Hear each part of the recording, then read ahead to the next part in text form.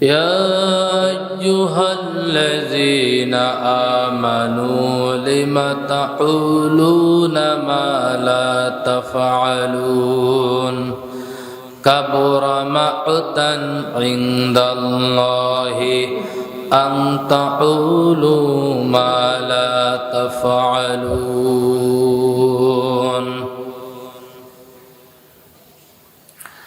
এর আলোচনা হবে আল্লাহ রাব্বুল আলামিনের কাছে হযরতে মূসা আলাইহিস সালাতু ওয়াস সালাম তিনি প্রশ্ন করতেছেন ক্বালা ফাআইয়ু ইবাদিকা আহকাম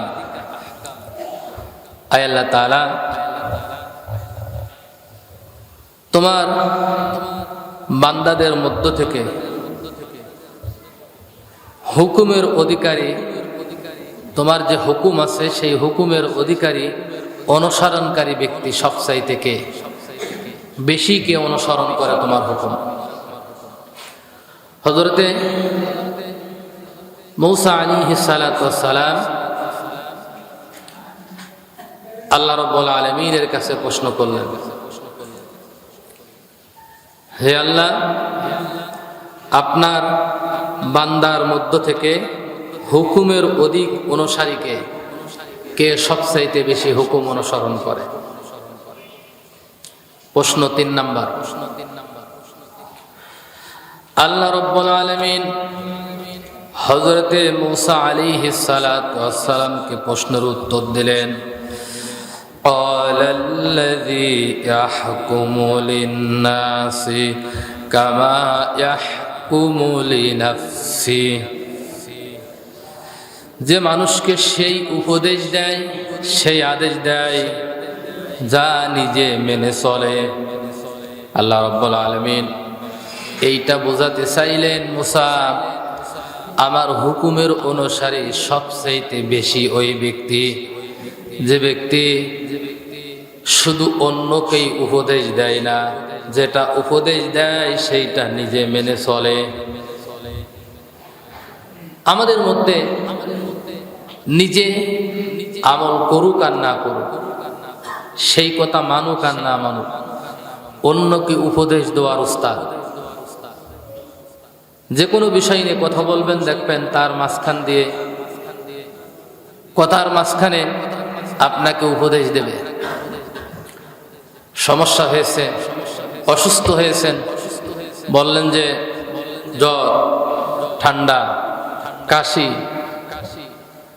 ডাক্তারের কাছে যাওয়া লাগবে না আপনার প্রেসক্রিপশনটা হাতে ধরিয়ে দেবে এরকম লোকে আমাদের সমাজে কি বেশি উনি বলে দেবে যে এই বড়ি খাও এই বড়ি খাও অমুক বড়ি খাও তমুক বড়ি খাও দেখবে ভালো হয়ে যাবে এই উপদেশ দেওয়া লোক আমাদের সমাজে বেশি কিন্তু হযরত মূসা আলাইহিস সালাতু ওয়াস সালাম আল্লাহর কাছে জিজ্ঞাসা করলেন হে আল্লাহ আপনার বান্দাদের মধ্য থেকে আপনার হুকুম সবচাইতে কে বেশি অনুসরণ করে মানে কোন ব্যক্তি তখন আল্লাহ তাআলা বললেন যে আমার বান্দাদের মধ্য থেকে সবচাইতে বেশি আমার হুকুম মানে ওই ব্যক্তি যে অন্যকে উপদেশ দেওয়ার আগে ওই জিনিসটা নিজে মানে ওই জিনিসটাকে নিজে মানে মানুষকে সেই আদেশ দেয় উপদেশ দেয় সে যেটা নিজে মানে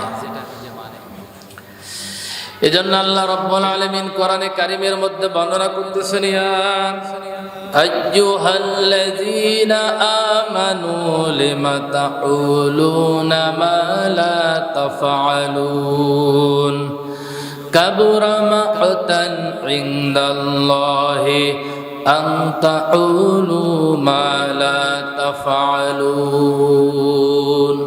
হে ইমানদাররা তোমরা সেই কথা কেন বলো যেটা তোমরা করো না নিজেরা যেটা করো না সেইটা তোমরা কখনো বলবে না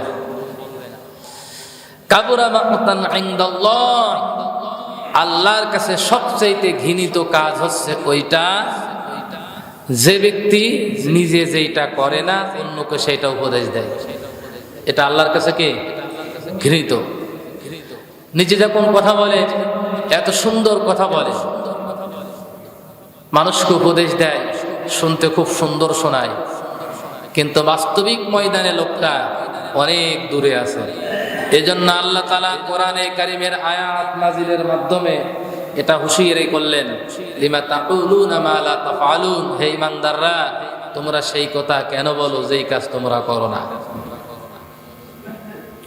খুব সতর্ক থাকতে হবে এই ব্যাপারে, কারণ কাবুরা মাকাতান ইনদাল্লাহ, আল্লাহর কাছে এই পৃথিবীতে যত ধরনের ঘৃণিত কাজ আছে, নিন্দনীয় কাজ আছে, সমস্ত ওই নিন্দনীয় কাজের মধ্য থেকে, ঘৃণিত কাজের মধ্যে থেকে একটা কাজ হচ্ছে যেটা নিজে করব না সেটা অন্যকে উপদেশ দেব না। আর যে ব্যক্তি যে নিজে একটা কাজ করে অন্যকে সেই কাজের উপদেশ দেয়, আল্লাহ বলছেন হুকুম মানার ক্ষেত্রে সবচাইতে ওই বান্দাটাই অগ্রগামী আছে। জোরে বলেন সুবহানাল্লাহ। হযরত মূসা আলাইহিস সালাতু ওয়াস সালাম আল্লাহ রাব্বুল আলামিনের কাছে ৪র্থ নাম্বার প্রশ্ন করলেন, বললেন ক্বালা ফাআইয়ু আবাদিকা আলাম, আয় আল্লাহ তাআলা আপনার বান্দাদের মধ্য থেকে সবচাইতে বেশি জ্ঞানী কে? আল্লাহর কাছে জিজ্ঞাসা করলেন, আয় আল্লাহ আপনার বান্দাদের মধ্য থেকে সবচাইতে বেশি জ্ঞানী ব্যক্তিকে? জিজ্ঞাসা করতেছেন কে? মূসা আলাইহিস সালাতু ওয়াস সালাম। মূসা আলাইহিস সালাতু ওয়াস সালাম তিনি বারবার আল্লাহর কাছে শুধু প্রশ্ন করতেন। একদিন প্রশ্ন করছে, আল্লাহ তুমি যদি মূসা হও আর আমি যদি আল্লাহ হই তাহলে তুমি আমার কাছে কি চাবা? আল্লাহ হযরত মূসা আলাইহিস সালাতু ওয়াস সালামকে বলছে, মূসা সাবধান, তুমি কোনোদিনও আল্লাহ হতে পারবে না আর আমি কোনোদিনও মূসা হতে পারবো না। হযরত মূসা আলাইহিস সালাতু ওয়াস সালাম বললেন, আল্লাহ ধরেন আর কি, আমি প্রশ্ন করছি যে আপনি যদি মূসা হতেন আর আমি যদি আল্লাহ হতাম তাহলে আমার কাছে সবচাইতে কোন জিনিসটা বেশি চাইতেন? এরকম অনেক প্রশ্ন করতেন আল্লাহ তাআলার কাছে মূসা নবী। আল্লাহ তাআলা তখন বললেন, মূসা আমি যদি মূসা হতাম আর তুমি যদি আল্লাহ হতে চাইতাম কয়টা জিনিস? আরো জোরে বলেন। 2টা জিনিস চাইতাম। 1 নাম্বার হায়াতুত তাইয়্যিবা, নেক হায়াত কামনা করতাম। 2 নাম্বার আমি চাইতাম জীবনের সুস্থতা। জোরে বলেন সুবহানাল্লাহ। কারণ এই 2টা জিনিস আল্লাহর কাছে অত্যন্ত প্রিয়। এই কথা শোনার সাথে সাথে এবার মূসা নবী বলছে, আল্লাহ তাআলা ওই 2টা জিনিস এখন আমার দিয়ে দাও। জোরে বলেন সুবহানাল্লাহ। তিনি খুব চালু ছিলেন, তিনি খুব চতুর ছিলেন। আল্লাহর কাছে এরকম হেজে করতেন, প্রশ্ন করতেন। আল্লাহর কাছে বলছে, আল্লাহ তাহলে ওই 2টা জিনিস এখন আমার দরকার, আপনি আমাকে ওই 2টা জিনিস দিয়ে দেন। প্রিয় ভাইরা আমার, মূসা নবী আল্লাহ রাব্বুল আলামিনের কাছে জিজ্ঞাসা করতেছে, আয় আল্লাহ তাআলা তোমার বান্দাদের মধ্য থেকে সবচাইতে জ্ঞানী মানুষকে? আল্লাহ রাব্বুল আলামিন মূসা নবীর কথা শুনে উত্তর দিলেন, ক্বালা আলিমুন লা ইয়াশবাউ মিনাল ইলমি ইয়াজমাউ ইলমান নাসি ইলা ইলমিহি। আমার বান্দাদের মধ্য থেকে সবচাইতে জ্ঞানী ব্যক্তি হচ্ছে ওই ব্যক্তি যে জ্ঞান অর্জনে অতৃপ্ত থাকে, মানুষের জ্ঞান কেউ নিজের করে নেয়। তার মানে হলো চুপ থাকে, বলে কম আর শোনে বেশি। শোনে কি? বেশি। এই সমাজে বলার লোক বেশি, শোনার লোক কে কম না? খুব লক্ষ্য করে তাকিয়ে দেখেন, এই যে মাহফিল হচ্ছে, মাহফিলে যে দেখতেছি প্রায় দিন, মাহফিল মঞ্চে উঠলে দেখি শ্রোতা খুবই কি কম, শ্রোতা খুবই কম। এদেশের মানুষ শোনার লোক কম, বলার লোক কে? অথচ আল্লাহ বলছেন মূসা নবীকে, জ্ঞানী হচ্ছে সেই ব্যক্তি যে জ্ঞান অর্জনে অতৃপ্ত থাকে, সবসময় শোনে বা অন্যর জ্ঞান নিজে অর্জন করে নেয়। এজন্য জ্ঞানী ব্যক্তি যারা, তারা কথা কম বলে আর অপরের কাছ থেকে খালি শোনে, কারণ ওই শোনাটা তার জীবনের জন্য বড় কল্যাণ হতে পারে। প্রিয় ভাইরা আমার, জ্ঞানীদের মর্যাদা সবসময় আল্লাহ রাব্বুল আলামিনের কাছে বেশি। আদম আলাইহিস সালাতু ওয়াস সালামকে আল্লাহ রাব্বুল আলামিন তৈরি করলেন, তৈরি করার পরে ফেরেশতাদের সামনে নিয়ে আসলেন। আর আল্লাহ রাব্বুল আলামিন আদম আলাইহিস সালাতু ওয়াস সালামকে লক্ষ্য করে সমস্ত কিছুর জ্ঞান আদমকে শিক্ষা দিয়ে দিলেন। শিক্ষা দিয়ে দেওয়ার পরে ফেরেশতাদেরকে বললেন, ফেরেশতারা এই যে জিনিস সামনে আছে এই জিনিসগুলোর নাম তোমরা বলো। ফেরেশতারা বললেন আল্লাহর কাছে, ক্বালু সুবহানাকা লা ইলমা লানা ইল্লা মা আল্লামতানা ইন্নাকা আনতাল আলিমুল হাকীম। জোরে বলেন আল্লাহু আকবার। ফেরেশতারা বলছে, ক্বালু সুবহানাকা, আল্লাহ তুমি পবিত্র, তুমি মহান, লা ইলমা লানা ইল্লা মা আল্লামতানা, তুমি আমাদের যে জ্ঞান দিয়েছো এই জ্ঞান ছাড়া অন্য কোন জ্ঞান আমাদের নাই। আদম নবীকে আল্লাহ রাব্বুল আলামিন বললেন, আদম এই জিনিসগুলোর নাম তুমি বলে দাও। হযরত আদম আলাইহিস সালাতু ওয়াস সালাম সকল কিছুর নাম বলে দিলেন। আল্লাহ রাব্বুল আলামিন আদমের মর্যাদা ফেরেশতার চাইতেও বেশি করে দিলেন। সব কিছুর নাম বলে দিলেন। মানুষের চাইতে ফেরেশতার মর্যাদা বেশি না মানুষের মর্যাদা বেশি? মানুষের মর্যাদা বেশি। সম্মানিত প্রমাণিত হয়ে গেল, জ্ঞানী প্রমাণিত হয়ে গেল। আল্লাহ রাব্বুল আলামিন এবারে ফেরেশতাদেরকে নির্দেশ দিলেন, ওয়া ইয কুল্লা লিল মালাইকাতি সুজুদু লি আদামা ফাসাজাদু ইল্লা ইবলিস আবা ওয়াস্তাকবারা ওয়া কানা মিনাল কাফিরিন।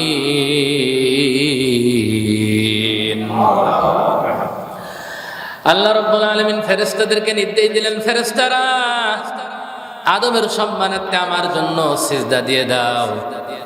আল্লাহ রাব্বুল আলামিন জ্ঞানীদের মর্যাদা সব জায়গায় দিয়েছেন, ঠিক কিনা? আল্লাযীনা উতুল ইলমা দারাজাত। আল্লাহ বলেন আমি যাকে জ্ঞান দিয়েছি সমাজে তাকে আমি সম্মানিত করে দিয়েছি। দেখবেন এই সমাজে জ্ঞানী যিনি, আল্লাহ তাআলা তাদেরকে ইলমের জ্ঞান দান করেছেন, কিতাবের জ্ঞান দান করেছেন, তাদেরকে এই সমাজের অন্যান্য মানুষের চাইতে তাদের সম্মান আল্লাহ তাআলা কি করেছেন? বৃদ্ধি করে। এটা আল্লাহ ওয়াদা করেছেন, আল্লাযীনা উতুল ইলমা দারাজাত, আমি যাকে ইলম দান করেছি, জ্ঞান দান করেছি, অন্যান্য মানুষের চাইতে তাদের সামনে আমি ওই লোকটাকে মর্যাদা দিয়েছি। প্রিয় ভাইরা আমার, ওমা উতিতুম মিনাল ইলমি ইল্লা কলিলা, সামান্যতম জ্ঞানই আল্লাহ রাব্বুল আলামিন মানুষকে দিয়েছেন। আর এই জ্ঞান অর্জন করে মানুষ আজ মঙ্গল গ্রহ পর্যন্ত পৌঁছে গিয়েছে। এত দূর পর্যন্ত মানুষ গিয়েছে, এটা কল্পনার বাইরে। দিন দিন যত মানুষ কোরআনের সংস্পর্শে আসবে আল্লাহ রাব্বুল আলামিন মানুষের জ্ঞান তত বৃদ্ধি করে দেবেন। সারা জীবন বিজ্ঞান এই কোরআনের সামনে ভিক্ষু করে নেয়, মাথা পেতে মাথা নত করে হাত জড়ো করে ভিক্ষু করে নেয়, কোরআনের সামনে দাঁড়িয়ে থাকবে। কোরআন হচ্ছে বিজ্ঞানময় কোরআন। প্রিয় ভাইরা আমার, যে দেখে না সে সমান না, যে শোনে না সে সমান না, যে বোঝে আর যে বোঝে না সে কখনো সমান হতে পারে না। আল্লাহ রাব্বুল আলামিনের বক্তব্য, যে জানে আর যে জানে না কখনোই সে ব্যক্তি সমান হতে পারে না। অবশ্যই সে ব্যক্তির সম্মান আল্লাহর কাছে বেশি। কিন্তু আজকে আমরা দেখতেছি কি হুজুরদের মধ্যে এক গ্রুপ সাতপন্থী আর এক গ্রুপ জুবাইরপন্থী মারামারি লেগে গিয়েছে টঙ্গীর ময়দানে, ঠিক কিনা? দেখছেন না? টঙ্গীর ময়দানে মারামারি লেগে গিয়েছে হুজুরদের মধ্যে। এ গ্রুপ বলছে আমরা শ্রেষ্ঠ, গ্রুপ বলছে কি আমরা শ্রেষ্ঠ। শ্রেষ্ঠ কে? আল্লাহ। যাকে আল্লাহ মর্যাদা দিয়েছেন তিনি হচ্ছেন জ্ঞানী, তিনি হচ্ছেন মর্যাদাশীল। নিজেদেরকে পরিচয় দিচ্ছে আমরা সাতপন্থী, আমরা জুবাইরপন্থী। মুসলমান নিজেদের কখনো সাতপন্থী, জুবাইরপন্থী, অমকপন্থী বলে পরিচয় দিতে পারে না। মুসলমানের পরিচয় হচ্ছে আমরা মুসলিম, আমাদের নেতা হচ্ছে বিশ্বনবী মুহাম্মদুর রাসূলুল্লাহ। অন্য কেউ আছে? আছে। মিল্লাতা আবিকুম ইব্রাহিম হুয়া সাম্মাকুমুল মুসলিমিন। জোরে বলেন আল্লাহু আকবার। এটা আমার বক্তব্য না, আল্লাহর বক্তব্য। মিল্লাতা আবিকুম ইব্রাহিম হুয়া সাম্মাকুমুল মুসলিমিন, এই হুয়ার ফাইল হচ্ছে আল্লাহ, না হলে ইব্রাহিম আলাইহিস সালাতু ওয়াস সালাম। জাতির পিতা, মুসলিম মিল্লাতের জাতির পিতা আমাদের নাম রেখেছে কি? মুসলিম। নাম রেখেছে কি? মুসলিম আমাদের নাম রেখেছে, অন্য কোনো পরিচয় আমাদেরকে না। কবরে জিজ্ঞাসা করা হবে না তুমি কোন গ্রুপের লোক ছিলে, এটা জিজ্ঞাসা করা হবে না। প্রিয় ভাইরা আমার, নিজেকে মুসলিম হওয়ার জন্য আল্লাহর কাছে সুপর্দ করে দেন। কোন পন্থী হওয়ার অবলম্বনের দরকার নাই। আজকে অত্যন্ত দুঃখজনক বিষয়, দাওয়াতের কাজ করতে গিয়ে দুই গ্রুপে মারামারি করে কয়েকজন লোক নিহত হয়ে গিয়েছে, অগণিত লোক আহত হয়ে গেছে। এটা হুজুরদের মধ্যে গভীর ষড়যন্ত্র চলতেছে। প্রিয় ভাইরা আমার, পৃথিবীতে কোন জিনিসের হিংসা করা জায়েজ নাই, দুইটা জিনিস বাদে। কয়টা জিনিস বাদে? হিংসা করা, লোভ করা জায়েজ নাই, তবে দুইটা জিনিসের কারণে হিংসা করা জায়েজ আছে, দুইটা জিনিসের কারণে লোভ করা জায়েজ আছে। আল্লাহ রাব্বুল আলামিনের নবীজি বলেছেন, কোন মানুষের মধ্যে যদি অগণিত অপরন্ত সম্পত্তি আল্লাহ রাব্বুল আলামিন দেন, আর ওই সম্পত্তি পেয়ে লোকটা যদি বেশি বেশি দান করে, তাহলে ওই লোকটাকে দেখে আপনি হিংসা করতে পারেন। আল্লাহ যদি ওকে ওর মতন আমাকেও টাকা দিত, তাহলে আমি বেশি বেশি দান করতে পারতাম। এই কারণে হিংসা জায়েজ। দুই নম্বর জায়েজ, আল্লাহ রাব্বুল আলামিন কোন এক ব্যক্তিকে এলেম দান করেছেন, আর এলেমের ক্ষমতা বলে সে এলেম প্রচার করতেছে, এলেম বিতরণ করতেছে, এলেম মানুষকে শোনাচ্ছে, মানুষ তার প্রতি আকৃষ্ট হচ্ছে।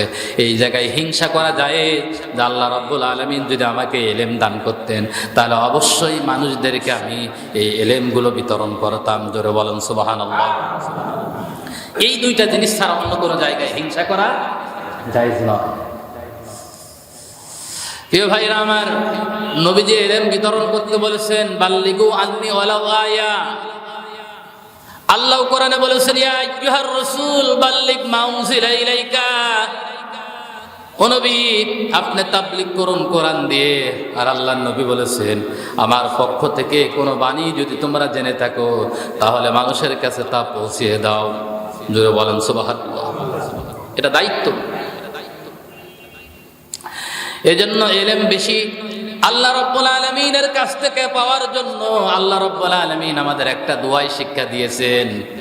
আল্লাহ রাব্বুল আলামিন সব সময় আমাদেরকে এই দোয়াটা পড়তে বলেছেন। মুখস্থ থাকলে আমার সাথে পড়েন, রব্বি জিদনি ইলমা, রব্বি জিদনি ইলমা। আল্লাহ দোয়াই শিক্ষা দিয়েছেন, রব্বি জিদনি ইলমা।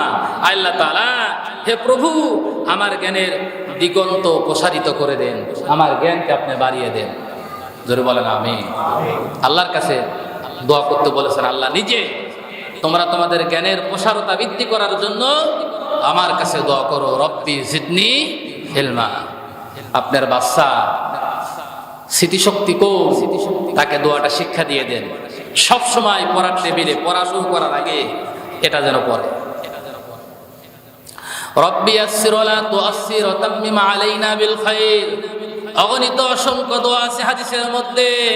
নবীজি বলেছেন, সেই দোয়াগুলো কেউ যদি পড়ে, আল্লাহ রাব্বুল আলামিন তাকে ইলমের ভান্ডার দান করবেন। মুখস্থ শক্তি কম, মুখস্থ শক্তি কম, আল্লাহর কাছে দোয়া করেন, আল্লাহ তাআলা বৃদ্ধি করে দেবেন। ইলমি ইল্লা আলিলা। আল্লাহ বলছে মানুষকে কোনো এলেমই দান করে নেই, একদম দিয়েছি সামান্য। একদম কি? সামান্য দিয়েছি। প্রিয় ভাইরা আমার, তাহলে মুসা নবী আল্লাহর কাছে 4 নম্বর প্রশ্ন করলেন, আল্লাহ তোমার বান্দাদের মধ্য থেকে সবচাইতে বেশি জ্ঞানী কে? আল্লাহ রাব্বুল আলামিন বললেন, ক্বালা আলিমুন লা ইসবাউ মিনাল ইলমি আজমাউ মিনাল মান্নাস ইলা ইলমিহি। আমার বান্দাদের মধ্যে আমার কাছে সবচেয়ে জ্ঞানী ব্যক্তি হইল যে জ্ঞান অর্জনে অতৃপ্ত থাকে, অন্যর জ্ঞান আহরণ করার জন্য সবসময় তার দিকে নজর দিয়ে থাকে, তাকায় থাকে, সবসময় শোনে। এজন্য জ্ঞানীরা বলে কম, শোনে বেশি। প্রিয় ভাইরা আমার, হযরত মূসা আলাইহিস সালাতু ওয়াস সালাম আল্লাহ রাব্বুল আলামিনের কাছে 5 নম্বর প্রশ্ন করলেন। আয় আল্লাহ তাআলা, আমার প্রশ্ন হচ্ছে, আলাফা আইয়ু ইবাদাকা আযু, তোমার বান্দাদের মধ্যে সবচেয়ে সম্মানিত ব্যক্তিকে, সবচেয়ে সম্মানিত ব্যক্তি কে? প্রশ্ন করলেন আল্লাহর কাছে। মূসা নবী প্রশ্ন করলেন, আল্লাহ, অগণিত অসংখ্য বান্দা, আমার প্রশ্ন হচ্ছে তোমার কাছে, তোমার এই বান্দাদের মধ্যে তোমার কাছে সবচেয়ে সম্মানিত ব্যক্তিকে?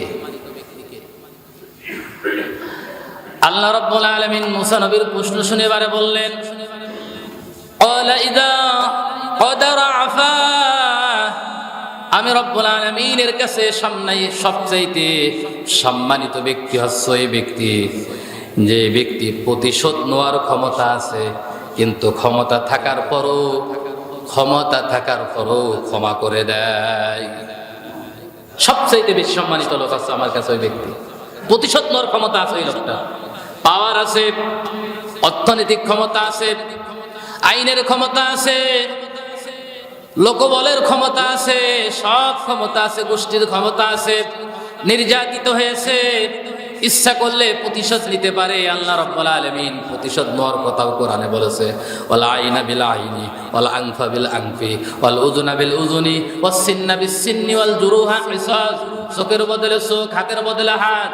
কেউ যদি কারোর উপরে আঘাত করে সেই সমপরিমাণ আঘাত দেওয়া আল্লাহ রাব্বুল আলামিন এটা অনুমোদন করে দিয়েছে।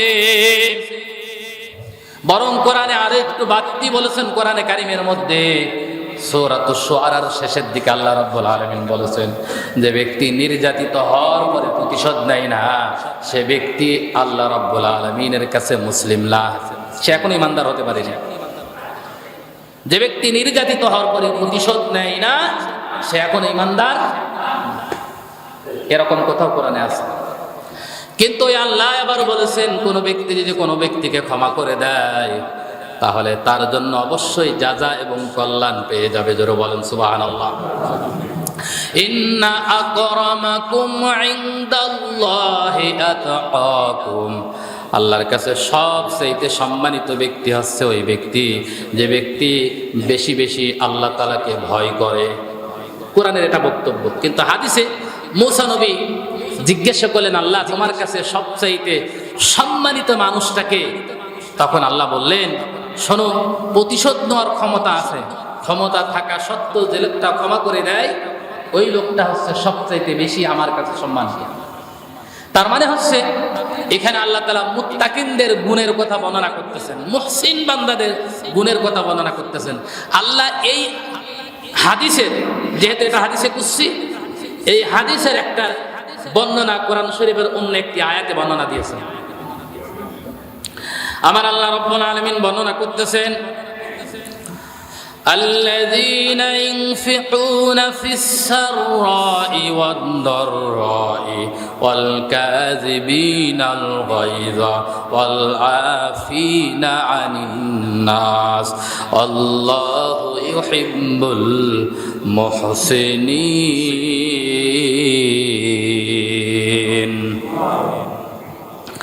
আল্লাহ রাব্বুল আলামিন বলেন, যারা সচ্ছল অসচ্ছল অবস্থায় আল্লাহ রাব্বুল আলামিনের পথে ব্যয় করে, খরচ করে, আর নিজেদের রাগ সংবরণ করে, আর প্রতিশোধ নেওয়ার ক্ষমতা থাকার পরও লোকটা ক্ষমা করে দেয়, আল্লাহ রাব্বুল আলামিন বলেন, আল্লাহ, আমি আল্লাহ ইউহিব্বু, তাকে পছন্দ করি, তাকে ভালোবাসি, মুহসিনিন, এরকম মুহসিন বান্দাদেরকে আমি সবচেয়ে বেশি ভালোবাসি। জোরে বলেন সুবহানাল্লাহ।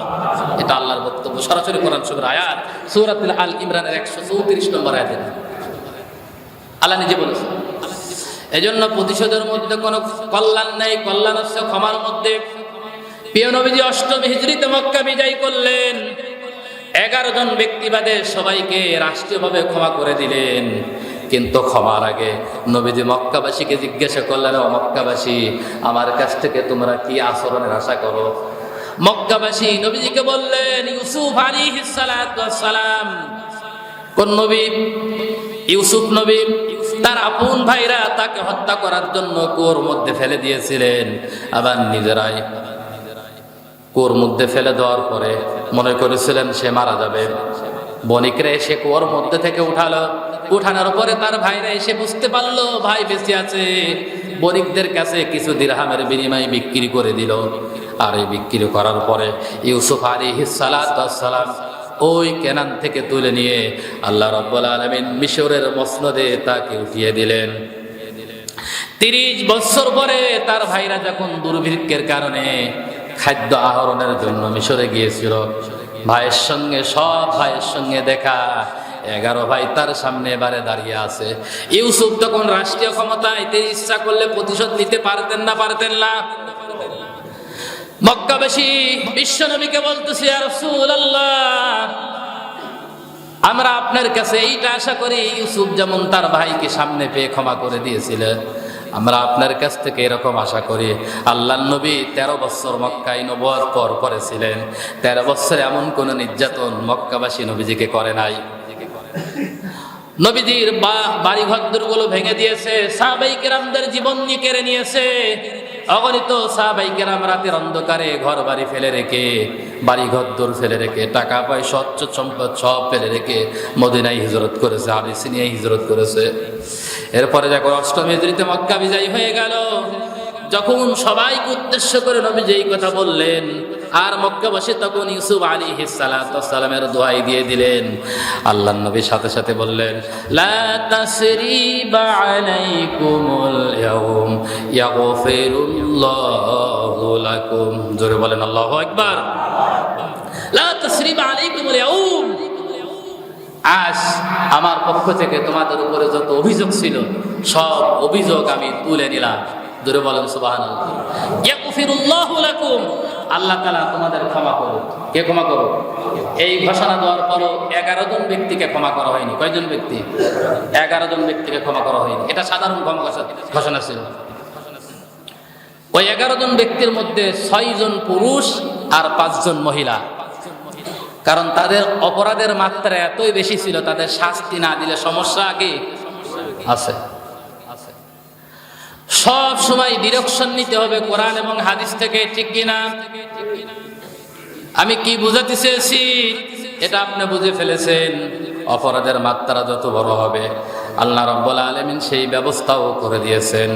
এজন্য নবীজি বলেন, লাইসা শাদীদু বিস-সুআরাতি, নবীজি বলেন প্রকৃতিগতে সে বড় বীর নয় যে ব্যক্তি কুস্তিগিরকে হারিয়ে দিল, বরং সবচাইতে বড় বীর হচ্ছে ওই ব্যক্তি যে ব্যক্তি রাগের সময় নিজের রাগকে সংবরণ করেছে। যারা বলেন সুবহানাল্লাহ। রাগ খুব বিশাল, যে শেষ করে ফেলবো, হাতের নাগালে পেয়েছি। আল্লাহ নবী বলেন যে শোনো, ওই ব্যক্তি প্রকৃত বীর নয়। ওই ব্যক্তি প্রকৃত কি বীর নয়। সবচাইতে বড় বীর হচ্ছে সেই ব্যক্তি যে রাগের সময়, ক্রোধের সময় যে ব্যক্তি নিজেকে সংবরণ করে রাখে, সেই ব্যক্তি আল্লাহর কাছে সবচাইতে বড় বীর। এটা হচ্ছে 5 নাম্বার। হযরতে মূসা আলাইহিস সালাতু ওয়াস সালাম আল্লাহ রাব্বুল আলামিনের কাছে এবারে জিজ্ঞাসা করতেছেন, আয় আল্লাহ, ক্বালা ফাআইয়ু ইবাদিকা আগুনাম, আমার প্রশ্ন হলো তোমার বান্দাদের মধ্যে সবচাইতে ধনী ব্যক্তিকে? কয় নম্বর প্রশ্ন? 6 নম্বর। আমি বলেছি সাআলা মূসা রাব্বাহু সিত্তা খিসাল, মূসা আলাইহিস সালাতু ওয়াস সালাম আল্লাহর কাছে 6টা প্রশ্ন করেছেন। সেই প্রশ্নের উত্তর আল্লাহ তাআলা লিখে দিয়েছেন। এই কারণে হাদিসটা সরাসরি হাদিসে কুদসি হয়ে গেছে।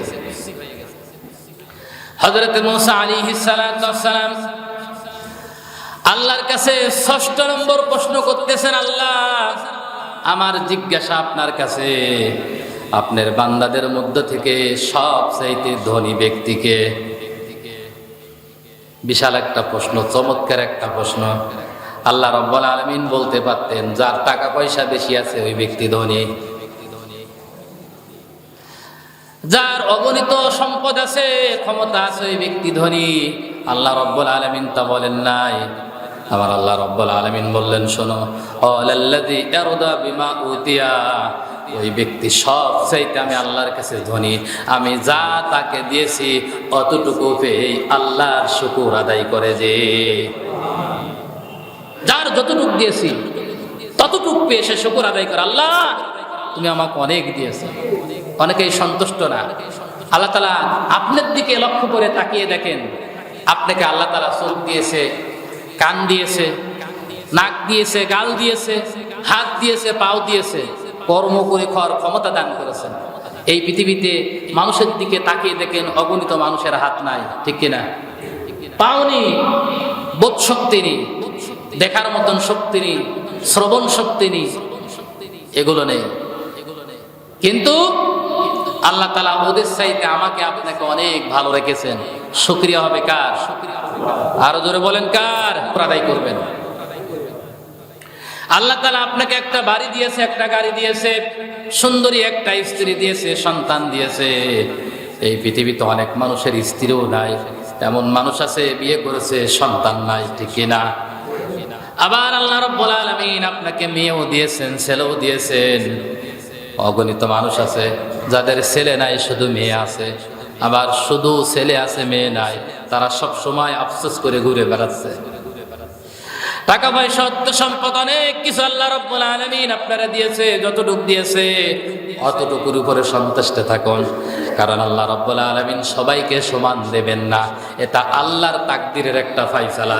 যদি পৃথিবীর সব মানুষকে সমান ধনী করতেন, সমান টাকা পয়সা দিতেন, সমান সম্মান দিতেন, তাহলে এই পৃথিবীতে সব সময় মারামারি বেঁধেই থাকতো। জোরে বলেন ঠিক কিনা? এটা আমি বলি না, আমার আল্লাহ বলেছেন। আল্লাহ বলতেছেন, আলাউ বাসাতাল্লাহুর রিজকা লিইবাদিহি লাবাগাউ ফিল আরদি ওয়ালাকিন ইউনাজ্জিলু বিকদারিম মা ইয়াশাউ ইন্নাহু বিইবাদিহি খাবীরুম বাসীর। জোরে বলেন আল্লাহু আকবার। কোরআনুল কারীম সূরাতুশ শূরার 27 নম্বর আয়াতে কারিমা আমার আল্লাহ রাব্বুল আলামিন বলেন, শোনো, সব বান্দাও কারোর আনুগত্য করতো না, কর্মচারী পাওয়া যেত না।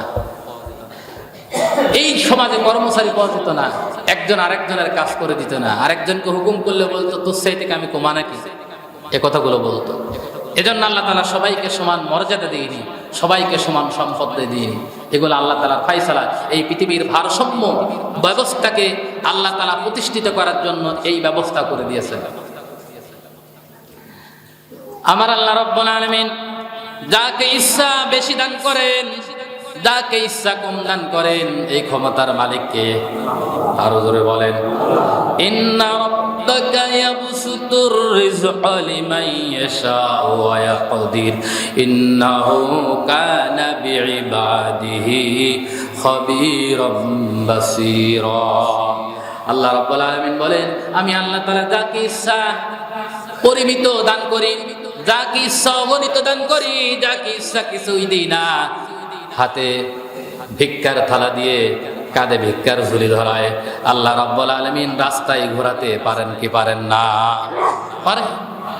সকালবেলা বাদশারে তুই ফকির, সন্ধ্যা বেলা নদীর একুল ভাঙে অকুল গড়ে, এই তো নদীর খেলা। এটা হচ্ছে পৃথিবীর নিয়ম। এজন্য এই ব্যাপারে অসন্তুষ্ট হওয়া যাবে না। সব সময় যতটুকু পেয়েছেন শুকর আদায় করেন। কার? আরো জোরে বলেন কার? লা ইন শাকারতুম লা আযীদান্নাকুম ওয়া লা ইন কাফারতুম ইন্না আযাবি লাশাদীদ। আল্লাহ রাব্বুল আলামিন বলেন, যে ব্যক্তি আমার নিয়ামত পাওয়ার পরে আমার শুকর আদায় করবে, আমি আল্লাহ তাআলা আরো নিয়ামত বৃদ্ধি করে দেবো। আর আমার নিয়ামত পাওয়ার পরে যে ব্যক্তি শুকর আদায় করবে না, আমি কঠিন থেকে কঠিন শাস্তি তারে দান করব, কঠিন শাস্তি দান করব। কারণ নিয়ামতের হিসাব কিয়ামতে দোয়া লাগবে না? লাগবে না? লাগবে। আপনাকে যত নিয়ামত আল্লাহ তাআলা দান করেছেন সকল কিছুর নিয়ামতের হিসাব কিয়ামতে দেওয়া লাগবে। কোরআনে কারিমে সূরাতুত তাকাসুরের মধ্যে আল্লাহ তাআলা ওই কথাটা উল্লেখ করে দিয়েছেন যে আমি তোমাদেরকে যত নিয়ামত দান করেছি সকল কিছুর নিয়ামতের হিসাব কিয়ামতের ময়দানে সবাইকে আল্লাহ তাআলার দরবারে দেওয়া লাগবে, কোনো মাফ হবে না। আল্লাহ তাআলা যা আপনাকে দিয়েছে সকল কিছুর হিসাব কি দেওয়া লাগবে। এজন্য নবীজি বলেছেন ধনী ব্যক্তিদের চাইতে গরিব মানুষেরা 500 বছর আগে জান্নাতে যাবে, কারণ তাদের হিসাব কম হবে, কারণ আল্লাহ তাআলা তাদের নিয়ামত কম দিয়েছেন, এজন্য তাদের হিসাব কম হবে। 500 বছর আগে ধনীদের চাইতে গরিব মানুষ জান্নাতে যেতে পারবে। হযরত মূসা আলাইহিস সালাতু ওয়াস সালাম আল্লাহ রাব্বুল আলামিনের কাছে প্রশ্ন করলেন, আল্লাহ তোমার বান্দাদের মধ্যে সবচাইতে ধনী ব্যক্তি কে? তবে একটা রেফারেন্স আপনাদেরকে বলে দেই, আল্লাহ দোষ ঘাড়ে রাখেন না। আল্লাহ কি দোষ ঘাড়ে রাখেন না। আল্লাহ বলছেন ওয়া আল্লাইসা লিল ইনসানি ইল্লা মা সা, যে মানুষের প্রচেষ্টা যতটুকু ফল পাবে, কথা কি বোঝাতে পারছে? আপনার প্রচেষ্টা যতটুকু ফল পাবেন কি আল্লাহ এই জায়গায় দোষ ঘাড়ে রাখেন না। আল্লাহ বলছেন তুমি তোমার কর্ম দ্বারা, মেধা শক্তি দ্বারা, বুদ্ধি দ্বারা, জ্ঞান দ্বারা, যেই প্রতিভা দ্বারা আল্লাহ তাআলা তোমাকে দিয়েছেন সেইটাকে যেইভাবে ব্যবহার করেছো তার প্রতিফল তুমি সেইভাবে পেয়েছো। এজন্য আল্লাহ বলছেন ওয়া আল্লাইসা লিল ইনসানি ইল্লা মা সা, মানুষের প্রচেষ্টা যতটুকু প্রতিফল পাবে ততটুকু, সেটা দুনিয়ায় হোক অথবা কি আখিরাতে। প্রিয় ভাইরা আমার, সালা মূসা রাব্বাহু সিত্তা খিসাল, মূসা আলাইহিস সালাতু ওয়াস সালাম আল্লাহর কাছে প্রশ্ন করেছেন কয়টা? 6টা। এই হাদিসের মধ্যে 6টা প্রশ্ন করেছেন। এবারে 6টা আলোচনা শেষ হয়ে গেল, কিন্তু হাদিসের মধ্যে প্রশ্ন আছে মোট 7টা। কয়টা? 7টা। 7টা প্রশ্ন আছে করেছিলেন। এজন্য হাদিসে মোট সংখ্যা আছে 7টা। আল্লাহর নবী, আমাদের প্রিয় নবীজি আল্লাহ রাব্বুল আলামিনের কাছে এবারে প্রশ্ন করতেছেন, ক্বালা ফাআইয়ু ইবাদাকা আফকর। আল্লাহ তাআলা আমার প্রশ্ন হচ্ছে আমার বান্দাদের মধ্যে সবচাইতে ফকিরকে? ফকিরকে বুঝতে পারলাম? গরিব মানুষকে আমার বান্দাদের মধ্যে থেকে, আপনার বান্দাদের মধ্যে থেকে, আমার উম্মতের মধ্যে থেকে সবচাইতে গরিব মানুষকে আল্লাহ তাআলার কাছে নবীজি প্রশ্ন করলেন। নবীজিকে সন্তুষ্ট করার জন্য এবার আল্লাহ বলতেছেন ক্বালা সাহিবু সাফারা, আমার বান্দাদের মধ্যে থেকে সবচাইতে গরিব মানুষ হচ্ছে সেই ব্যক্তি যে ব্যক্তি সফরে আছে। কি অবস্থা আছে? সফরে। সফর বোঝেন তো নাকি? সফর, যে ব্যক্তি 48 মাইলের ওই পাশে ভ্রমণ করে, এক জায়গায় থেকে আরেক জায়গায় যাওয়ার জন্য বের হয়েছে, তার গন্তব্য 48 মাইলের অধিক। 48 মাইলের অধিক যদি হয়, বাড়ির থেকে বের হওয়ার সময় সে হয়ে যায় মুসাফির। সে কি হয়ে যায়? মুসাফির। আর মুসাফিরই সফরে থাকে। মুসাফির কি সফরে থাকে। এমন ব্যক্তি আল্লাহ তাআলা সম্মান করেছেন নিজে। মুসাফির ব্যক্তির সম্মান কে দিয়েছে? আল্লাহ দিয়েছে। কি সম্মান দিয়েছে? মুসাফির ব্যক্তি যদি সফরে থাকে তাহলে 4 রাকাত নামাজকে 2 রাকাত করে পড়ার বিধান আল্লাহ তাআলা দিয়ে দিয়েছেন। জোরে বলেন সুবহানাল্লাহ। এটা তার সম্মান, এটা তার কি সম্মান। কারণ সে ব্যক্তি একদম নিঃস্ব অবস্থায় আছে। কিরকম? কারণ সে তার আপন আত্মীয় থেকে দূরে আছে, ঠিক না? তার টাকা পয়সা অর্থ সম্পদ তার কাছে সেরকম নেই। সে তার গন্তব্য পৌঁছানোর জন্য যতটুকু থাকে সেটাই সে খরচ করার জন্য ব্যতিব্যস্ত হয়ে পড়ে। এজন্য আল্লাহ তাআলা তাকে গরিব বলেছেন। মুসাফিরের সম্মান আমার আল্লাহ দিয়েছেন। যখনই যেই জায়গায় যাওয়ার জন্য রওনা দেবেন, যদি সেটা 48 মাইলের দূরত্ব রাস্তা হয়ে থাকে আর 15 দিনের কম সময় যদি সেখানে আপনি অবস্থান করে থাকেন, তাহলে প্রতিটা ব্যক্তিকে 4 রাকাত নামাজ বিশিষ্ট নামাজকে আপনাকে 2 রাকাত করে পড়া লাগবে। কয় রাকাত? 2 রাকাত। যদি জামাতে পড়েন তাহলে আপনাকে 4 রাকাতে পড়া লাগবে। কথা বুঝাতে পারছি? যদি জামাতে পড়েন, দেখেন মনে করেন এখান থেকে ঢাকা গেছেন, ঢাকা যদি আপনি যান 15 দিনের কম সময় অবস্থান করার নিয়েতে ঢাকা গেলেন, আপনি যেই কয়দিন ঢাকা থাকবেন ওই কয়দিন 4 রাকাত বিশিষ্ট নামাজকে আপনাকে 2 রাকাত করে পড়া লাগবে। কয় রাকাত? 2 রাকাত।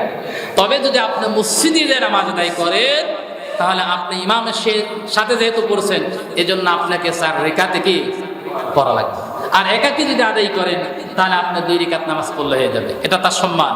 দ্বিতীয় নম্বর সম্মান হচ্ছে মুসাফির ব্যক্তির জন্য সুন্নত নফল নামাজ পড়া লাগবে না। সুন্নত এবং নফল নামাজ পড়া লাগে না। যেমন মনে করেন জোহরের 2 রাকাত ফরজ পড়বেন, আগে এবং পরে যে সুন্নত আছে এই সুন্নত আপনার পড়া লাগবে, তবে বেতের নামাজ ওয়াজিব নামাজ আপনার পড়া লাগবে। এটা একটা মাসালা বললাম। আবার অনেক ইমামরা বলেছেন না, ওয়াজিব নামাজ না পড়লেও হবে। আল্লাহ রাব্বুল আলামিন এই সফরকারী ব্যক্তিদেরকে আল্লাহ রাব্বুল আলামিন এরকম সম্মান দান করেছেন। আবার সফরকারী মুসাফিরের জন্য আল্লাহ রাব্বুল আলামিন যাকাতের টাকা খাওয়া বৈধ করে দিয়েছেন। যাকাতের টাকা কি সবাই খেতে পারে নাকি?